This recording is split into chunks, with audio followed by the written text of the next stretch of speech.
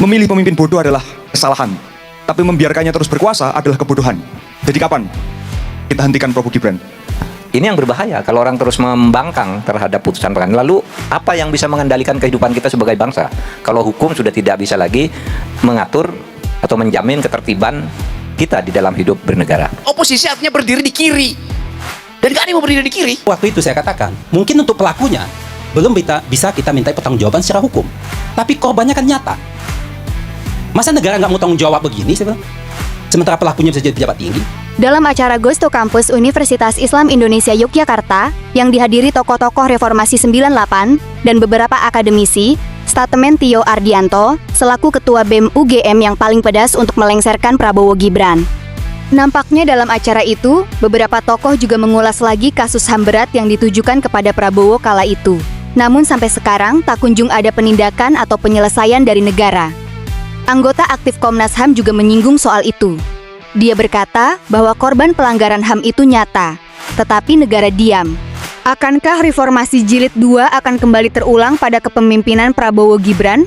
Mari kita simak statement dari Amiruddin selaku anggota Komnas HAM, Mahfud MD selaku mantan Menko Polhukam, Rocky Gerung selaku akademisi, dan Tio Ardianto selaku Ketua BEM UGM yang berstatemen paling keras.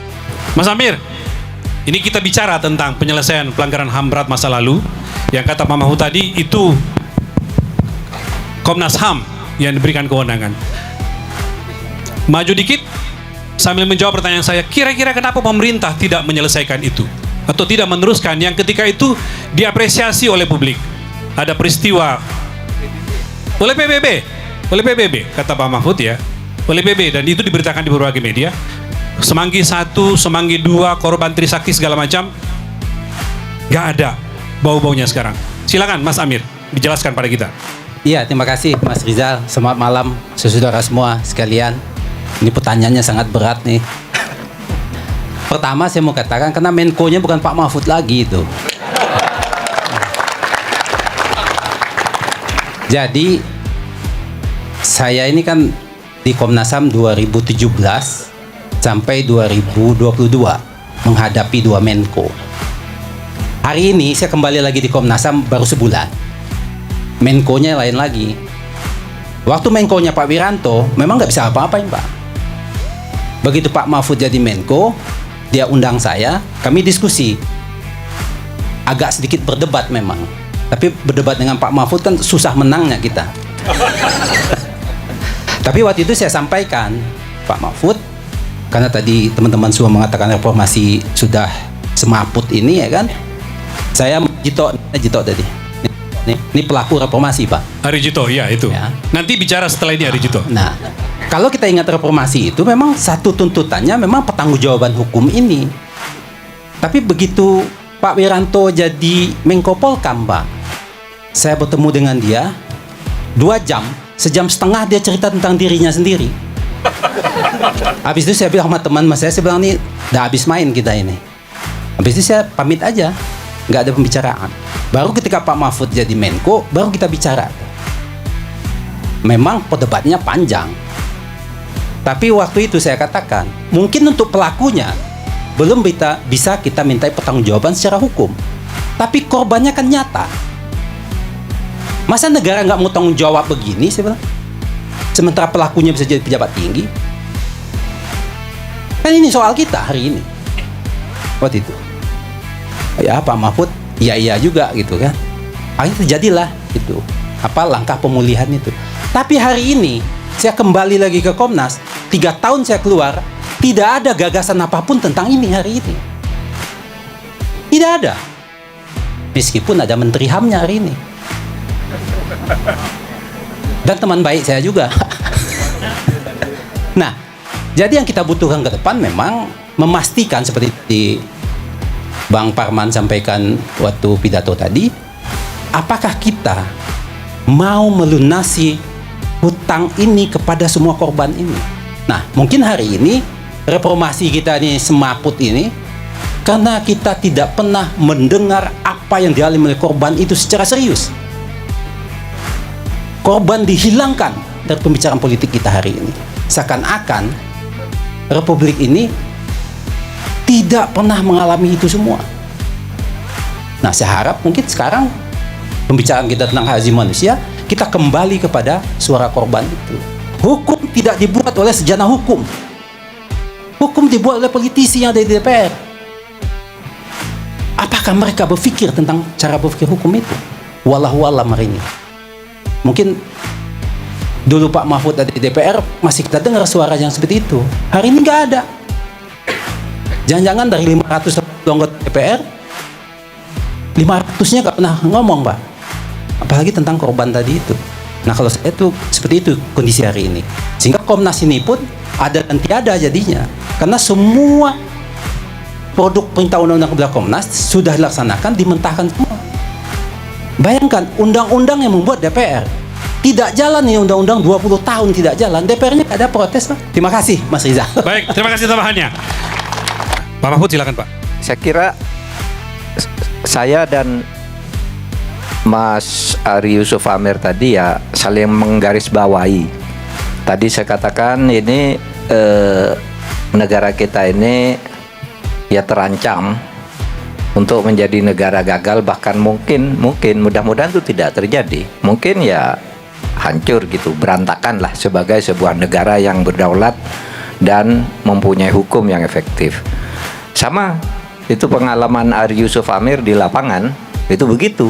Pengadilannya seperti sandiwara, seperti sudah di setel semuanya gitu, sehingga kita lalu sebenarnya sudah mulai masuk ke arah disobedience sekarang, bukan hanya distrust. Kalau distrust saya kira sudah cukup meluas ya, tetapi disobedience sudah mulai muncul di mana-mana dalam bentuk perlawanan terbuka terhadap proses-proses peradilan. Nah, ini yang berbahaya kalau orang terus membangkang terhadap putusan pengadilan. Lalu apa yang bisa mengendalikan kehidupan kita sebagai bangsa kalau hukum sudah tidak bisa lagi mengatur atau menjamin ketertiban kita di dalam hidup bernegara? Oleh sebab itu yaitu perlu kita ini semua sekarang mari kembali ke ya dulu tadi Mas Rocky bilang seharusnya kan revolusi, tapi diperhalus menjadi reformasi. Ya sih itu yang disepakati, mari reformasi gitu.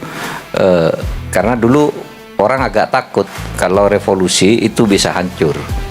Tapi kalau evolusi tidak ada gunanya katanya, maka kita pilih reformasi kan gitu. Dan reformasi kalau dilaksanakan sesuai amanat-amanatnya itu ya bisa maju sebenarnya. Tapi sekarang terjadi kemunduran kembali ke cara-cara yang dulu, terutama cara berhukum menurut saya sudah kembali seperti dulu lagi. Hukum positivistik, instrumentalistik itu sekarang sedang menggila di mana-mana gitu. Itu aja Mas dari saya. Sorgi. Kita bikin analisis dan kita ucapkan ulang apa yang ada di koran hari-hari. Ngapain coba? Bosen saya dengar itu. Semua ada di koran. Intinya kita menyesalkan kenapa gagasan awal revolusi itu dibatalkan oleh keraguan-raguan kita untuk melangkah satu kali dari sistem otoriter pergi pada demokrasi. Kan itu. Jadi ada fiksasi di kepala kita. Apa yang mendorong kita? Nggak ada. Dia oposisi. Iya, oposisi artinya berdiri di kiri. Dan nggak ada yang mau berdiri di kiri. You duel dengan argumen tuh. Coba bikin blok politik kiri coba. Takut. Baca Tan Malaka. Masuk kafe pakai La Sportiva. Padahal nggak pernah naik gunung. Pamer-pamer La Sportiva. Akibatnya kafenya dikasih pasir, kerikil supaya kelihatannya itu sepatunya berguna kan. Jadi mental block itu ada di kita itu. Sejarawan, analis politik mengucapkan ulang apa yang ada di koran. Marah ke segala arah artinya marah tanpa arah. Kalau mau marah bikin blok politik kiri. Geser sekarang ke Tio. Silakan Tio. Sejak Prabowo Gibran terpilih, rasanya kita sudah tidak lagi punya harapan pada reformasi. Karena sejak Prabowo Gibran terpilih, sejatinya reformasi telah mati. Dan jangan pernah kita mungkin berharap Mana mungkin kita berharap akan ada penegakan hukum atas pelanggar HAM ketika yang pertama akan dipanggil oleh penegak HAM adalah presiden kita hari ini. Jadi kita berhadapan pada situasi di mana kemampatan dan harapan itu tidak bisa ada lagi. Jadi kemampatan terjadi, harapan tak ada lagi. Ini Tio nih, naikin 1 oktav analisismu. Ngapain Gibran, Jokowi? Kita udah tahu itu. Kita naikkan 1 oktav. Ya. Oke. Mari kita pandang ke depan. Apa yang mungkin akan terjadi dalam beberapa bulan ke depan. Situasi hari ini, tadi sudah disebutkan, ada pertemuan antara krisis politik dengan krisis ekonomi. Krisis politik itu ditandai dengan pemilu tidak demokratis, lembaga negara yang tidak berfungsi sebagaimana mestinya, sekaligus ketidakpercayaan publik pada pengelola negara. Dan itu semua sudah terjadi. Kita menunggu satu hal untuk sampai pada puncaknya, yaitu krisis ekonomi. Kita sudah rasakan bahwa krisis ekonomi sudah masuk pada fase takbiratul ihram. Sudah masuk pada rakaat pertama, ditandai dengan dolar yang naik, yang tidak dipahami oleh negara, pengelola negara, bahwa itu adalah tanda-tanda betapa gagalnya ia dalam mengelola ekonomi kita. Prabowo boleh bangga pada MBG, tapi kita cek fakta di lapangan bahwa ide soal MBG tidak pernah terjadi hari ini. Ide soal multiplier effect tidak terjadi hari ini. Saya rasa momentum kita untuk menyempurnakan gerakan ada di depan mata. Dan itu memang dimulai dari pengkonsolidasian ide kita tentang kenapa perubahan itu harus ada. Kerusakan yang telah diciptakan oleh Soeharto dalam 32 tahun itu dikalahkan oleh Jokowi dalam 10 tahun. Kerusakan yang diciptakan oleh Jokowi dalam 10 tahun itu dikalahkan oleh Prabowo dalam 1 tahun. Kita semua pernah lakukan kesalahan. Memilih pemimpin bodoh adalah kesalahan, tapi membiarkannya terus berkuasa adalah kebodohan. Jadi kapan kita hentikan Prabowo Gibran? Terima kasih. Tepuk tangan Assalamualaikum Tio Ardianto. warahmatullahi wabarakatuh.